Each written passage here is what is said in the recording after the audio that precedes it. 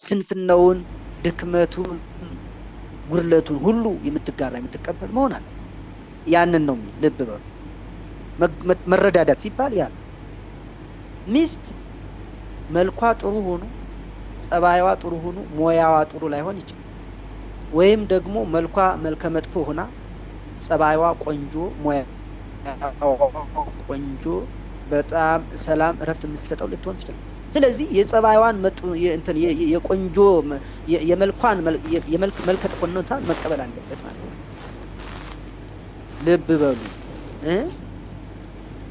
በሙያዋ በጠባይዋ በሌላው የህይወት ጉዳዮች ሁሉ መልካም ሰው ሆናለት ጥሩ ሚስት ሆናለት፣ በመልኳ ግን መልከ ጥፉ ልትሆንበት ይችላል። ስለዚህ ያ ሰው መልከ ጥፉነቷን መታገዝ አለ። መረዳዳት ማለት አንዱ ይሄ መታገዝ አለበት፣ መቀበል አለበት በጸጋ። ላይ የሚታየው በአካል የሚታየው መልከ ጥፉነቷ ሳይሆን ውስጥ ላይ ልቧ ላይ ነፍሷ ላይ ያለውን መልካምነት መቀበል አለበት። መልኳን በውስጧ ነው ማየት ያለበት ማለት በዛ መሆን አለበት። ይሄንን ነው። በተመሳሳይ የባልም ጉዳይ እንደዚሁ ማለት በባል በኩል ያለው ያንን ነው የሚለው። መረዳዳት ሲባል ያ ሁለተኛው ለአቅልሎ ፍቶት እንለዋለን። አቅልሎ ፍቶት ምንድነው ስንል እንግዲህ እኛ አንዱ እንስሳዊ ባህሪ አለ በተፈጥሯችን። እንስሳዊ ባህሪ ማለት የእንስሳት ወንዶች ከሴቶች ከወንዶች ጋር ያው መንጠላጠል፣ ተራክቦ የምንለው መገናኘት የምንለው ነገር አለ። ይሄ እንግዲህ ሁለት ገጽታ ነው ያለው። አንዱ ለአቅልሎ ፍቶት ነው፣ ሁለተኛው ለዘር ለመተካት ነው ማለት ነው። ይሄ መገናኘት የምንለው ጉዳይ ሁለት ነገር ነው ያለው።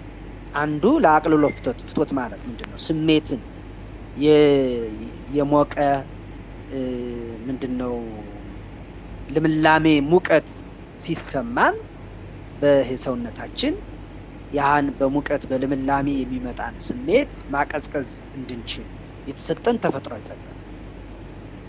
ስለዚህ ያንን ስጋዊ ፍላጎታችንን ጊዜያዊ ስሜታችንን ማሳረፍ ይሄ ማቀዝቀዝ ማብረድ እንድንችል የተሰጠን ጸጋ አንዱ። ሌላኛው ዘር ለመተካት ሶስተኛው ማለት ነው።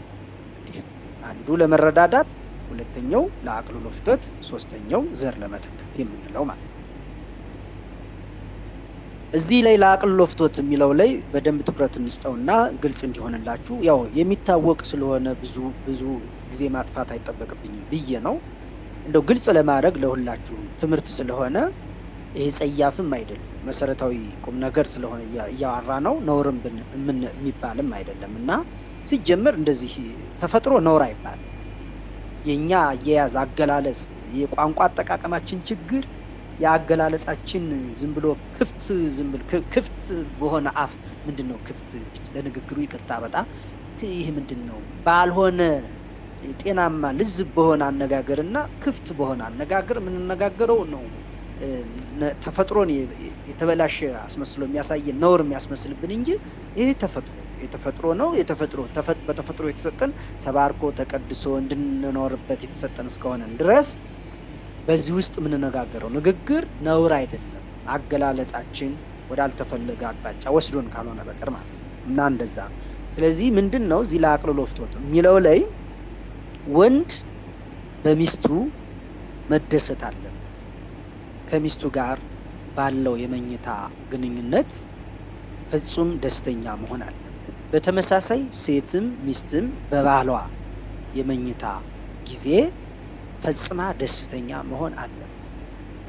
ለምን ሲባል የሁለቱን ደህንነት ተጠብቆ እንዲኖር፣ ንጽህናቸው፣ ቅድስናቸው፣ የትዳር ቅድስናቸው፣ የትዳር ንጽህናቸው ተጠብቆ እንዲኖር ወንድ በሚስቱ ፈጽሞ ደስተኛ መሆን አለበት። ሚስትም በባሏ ፈጽማ ደስተኛ መሆን አለባት። ይሄ በግልጽነት መታወቅ አለበት ማለት ነው። ይሄ የተፈቀደ በዚህ መኝታ መተዳደፍ የለም፣ ነውር የለም።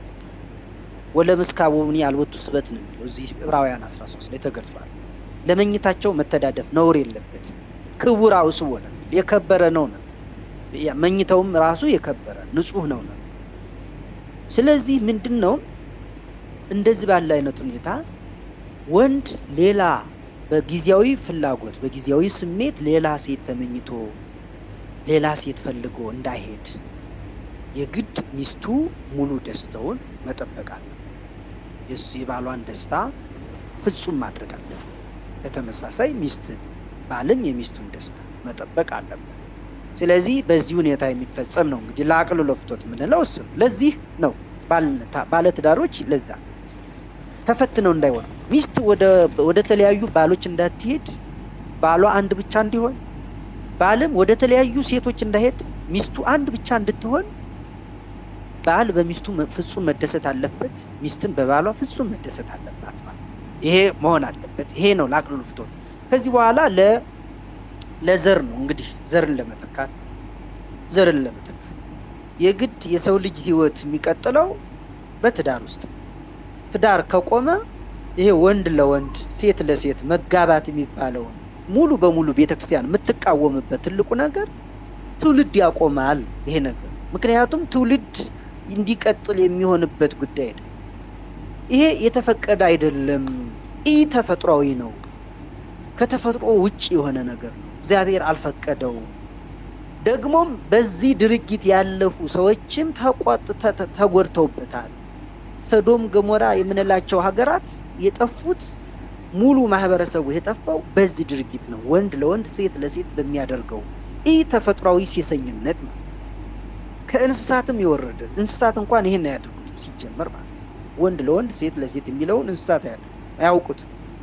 የሰው ልጅ ይሄንን እያደረገ ከተገኘ ከእንስሳት የወረደ ማንነት ውስጥ ላይ ያለ ማለት እና በዚህ ልክ ነውር ስለሆነ ያን መሆን አለበት። ነገር ግን ወንድ ሌላ ሴቶችን እንዳይመኝ እንዳይፈልግ፣ ወደ ሌላ ሴቶች እንዳያፈገፍግ፣ ሴትም ሌላ ወንዶችን እንዳትፈልግ እንዳትመኝ፣ ወደ ሌላ ወንዶች እንዳትሄድ ይቻል ዘንድ ወንድ የሚስቱን ደስታ ፍጹም ማድረግ አለበት፣ ሚስትም የባሏን ደስታ ፍጹም ማድረግ አለበት። በዚህ ፍጹም የሆነ ግልጸኝነት ሊኖር ያስፈልጋል።